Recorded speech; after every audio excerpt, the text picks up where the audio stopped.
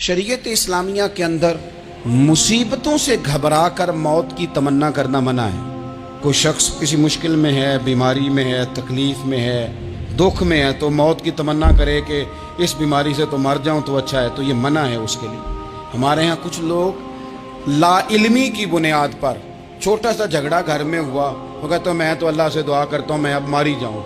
भाई आप इतनी सी बात नहीं सह सके और आपने इतनी सी बात पर इतनी बड़ी बात कर दी कि मैं अब चला ही जाऊं, और ये झगड़ों के अंदर आम लोग कह देते हैं ये मना है। नबी पाक सल्लल्लाहु ताला अलैहि वसल्लम ने इससे मना फरमाया, बल्कि मुस्लिम शरीफ में फरमाया कि अगर तुमने कभी दुआ करनी भी हो किसी वक़्त तो इन लफ्ज़ों से कर सकते हो कि या अल्लाह जब तक मेरा ज़िंदा रहना मेरे हक़ में बेहतर है, मुझे दुनिया में रख, और जब मेरा यहाँ से चले जाना तेरी हिकमत का तकाजा है और मेरे हक़ में बेहतर है तो फिर मुझे ईमान के साथ ले जा,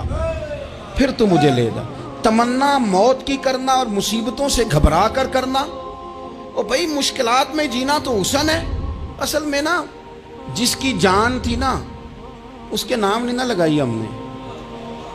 हमने कभी बच्चों के नाम लगा दी, कभी कारोबार के नाम लगा दी, कभी दोस्तों के नाम लगा दी, फिर वो बेवफा हुआ तो मरने को जी चाहा, वो बेवफा हुआ तो मरने को जी चाहा, इसने तंग किया तो मरने को जी चाहा। अन्नबी औला बिल मोमिनीन मिन अनफुसिहिम, अल्लाह फरमाते हैं तुम नहीं जान के मालिक, मेरा नबी तुम्हारी जानों का मालिक है। जान पावे ना जान मेरे महबूबा, मैं ते लगियां तोड़ नभेसा, रात तेरे विच रुल के मरसा, ते कदम न पिछा हटेसा, शहर तेरे दे टुकड़े मंगसा, ते तेरे कुत्तियां दे कदम चुमेसा। आजम ए जान अमानत तेरी, तू जदों मंगसा मैं पेश करे सा। ये तो किसी और की है, हमारी है नहीं। तो बहुत सारे लोग घबरा कर हो बड़ी तकलीफ आ गई। भाई आप जल्दी ना करें, बिल्कुल जल्दी ना करें, आप हौसला पैदा करें, और जिया तो जाता ही मुश्किल में है। इकबाल ने कहा था कारे जहां दराज है अब मेरा इंतज़ार कर। ये ज़िंदगी लंबी है, ये मुश्किलात से हो कर के गुजरती है, इसमें मद्दोजज़र रहता है। तो शरीयत इस्लामिया में मना है मौत की तमन्ना करना, मौत की ख्वाहिश करना, बल्कि नबी पाक सल्लल्लाहु ताला अलैहि वसल्लम ने तो यहाँ तक इरशाद फरमाया कि तुम मौत की तमन्ना न करो, इसलिए कि अगर तुम बुरे हो और ज़िंदा हो तो हो सकता है ज़िंदगी में अल्लाह तुम्हें तौबा की तौफीक दे दे, और अगर तुम अच्छे हो तो फिर भी मौत की तमन्ना न करो, इसलिए कि अच्छे हो तो तुम्हारी अच्छाई में रोज़ बरकत ही हो रही है, लोगों को फ़ायदा ही हो रहा है, खैर ही बट रही है। ये जो दुरूद सलाम है ना, देखे ना अंदाज क्या है, इन्नल्लाह व मलाइकतहू युसल्लूना अलन नबी, अल्लाह भी, अल्लाह के फरिश्ते भी नबी करीम पर दुरूद भेजते हैं। या अय्युहल्लज़ीना आमनू, ए ईमान वालो, यानी अपने लफ्ज़ों में तर्जुमा कर ले, ए मेरे नबी के मानने वालों, सल्लू अलैहि वसल्लिमू तस्लीमा, तुम भी महबूब पर दुरूद भेजो और खूब सलाम पढ़ो, तुम भी दुरूद भेजो और खूब सलाम पढ़ो। फिर हमें सिखाया ना हमारे इमाम ने कि कहना है मुस्तफ़ा जान रहमत लाखों, शब में बज़्म हिदायत पे लाखों सलाम, जिसके गुच्छे से लच्छे जड़े नूर के, उन सितारों की नुज़रत पे लाखों सलाम, और फरमाने लगे उनकी बातों की लज्जत पे बेहद दुरूद, उनके खुतबे की हैबत पे लाखों सलाम, और जिस सुहानी घड़ी चमका तैबा का चांद, उस दिल अफरोज साथ पे लाखों सलाम। और कहने लगे मैं सलाम पढ़ रहा था तो फरिश्ते भी मेरे कान में आके बातें करने लगे, मुझसे खिदमत के कुदसी कहें हाँ रजा, हाँ रजा, मुस्तफ़ा जाने रहमत पे लाखों सलाम, मुझसे खिदमत के कुदसी कहे हाँ रजा, मुस्तफ़ा जाने रहमत पे। और नबी करीम अलैहिस्सलाम फरमाते हैं तो एक बार दुरूद पढ़, रब तेरे ऊपर 10 बार रहमत करेगा, और हुजूर फरमाने लगे तू 10 बार दुरूद पढ़, अल्लाह 100 रहमत नाजिल करेगा। और हुजूर फरमाते हैं तू 100 बार दुरूद पाक पढ़, अल्लाह तेरी पेशानी पे कयामत में लिख देगा कि ये बंदा मुनाफिकत से भी बरी है, जहन्नम की आग से भी बरी है। एक बात सिर्फ अपनी जिंदगी में तारी कर लें, इसको भूले नहीं कभी, अपना हिसाब खुद करें। जिस तरह हम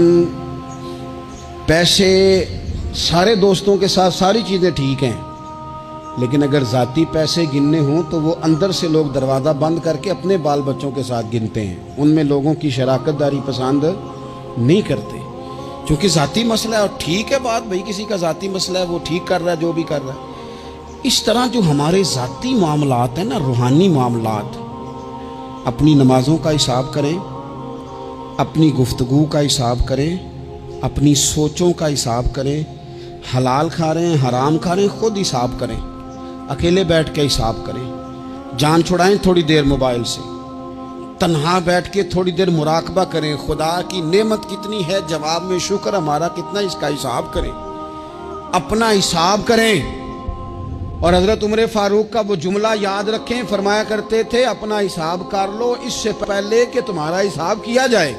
یہ نہ ہو کہ پھر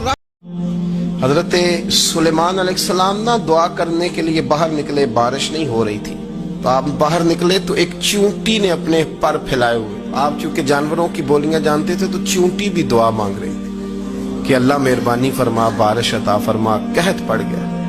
حضرت سلیمان بھی سارے لشکر کو لے کے باہر نکلے دعا کرنے کے لیے، تو رب کریم نے فرمایا سلیمان آپ واپس چلے جائیں، بارش ہو جائے گی، پر دعا نہ مانگیں، آپ جائیں۔ حضرت سلیمان نے عرض کی مالک دعا تو مانگ لینے دے، بارش کا تو نے فیصلہ کر لیا، تو دعا تو عبادت ہے۔ تو رب کریم نے فرمایا نہیں آپ جائیں، اللہ دعا تو مطلق ہر وقت تو حکم دیتا ہے، پر آج کیا حکمت ہے؟ فرمایا وہ چونٹی کے پھیلے ہوئے بازو دیکھے ہیں نا، تو اگر آپ نے بھی دعا مانگ لی تو چونٹی کے دل میں خیال آئے گا یہ میری دعا سے نہیں برسی، یہ تو سلیمان علیہ السلام پیغمبر کی دعا سے برسی ہے، تو آج میرا ارادہ ہے، قدرت ہے کہ بارش ملے گی۔ پر حضور علیہ السلام نے فرمایا بندہ جائز کمائی کرتا ہو، حلال رزق کماتا ہو اور میری سنت پر عمل کرتا ہو، اور لوگ اس پر اعتماد کرتے ہوں کہ یہ کسی کا نقصان نہیں کرے گا، اعتماد ہو لوگوں کو، یعنی وہ اگر اس کے پاس کوئی چیز ٹھیک کرانے دے آئے ہیں تو وہ صحیح کرے گا، مشورہ کریں گے تو صحیح دے گا، صحیح جگہ پہ اس کو لے کے جائے گا، لوگ اعتماد کرتے ہو، کھانا جائز کھاتا ہو، سنت پر عمل کرتا ہو اور لوگ اس پر اعتماد کرتے ہوں، تو حضور فرماتے ہیں مرد ہو یا عورت ہو رب اسے جنت عطا کرے گا۔ جن کے شر سے لوگ بچتے ہوں، اعتماد کرتے ہوں کہ یہ کسی کو تکلیف، میں نے تو دیکھا ہے کہ 4 دوست اکٹھے بیٹھے ہیں اور پیار محبت کی باتیں ہو رہی ہیں اور بتا بھی رہے ہیں ہمارا بڑا دوستانہ ہے، لیکن 2 اٹھ کے گئے ہیں، تو پھر باقی 2 نے جو حال کیا ہے نا ان کا، وہ بھی سننے لائق۔ تو اعتماد اپنی زندگی میں کرنا سیکھ۔ اللہ تو بڑا کریم ہے، راضی ہو جاتا ہے، اصل تو بندے کا راضی ہونا ہے، جو راضی ہوتا ہی نہیں، ایک چیز دے دو تو ایک اور مانگتا ہے، ایک ڈیمانڈ پوری کرو تو ایک اور ڈیمانڈ کر دیتا ہے۔ یہ بندہ اگر اس مقام پہ پہنچ جائے کہ یہ راضی ہو جائے اپنے رب سے اور یہ کہے کہ الحمدللہ میرے مالک نے جہاں مجھے رکھا ہے کمال ہو گیا، اگر یہ راضی ہو جائے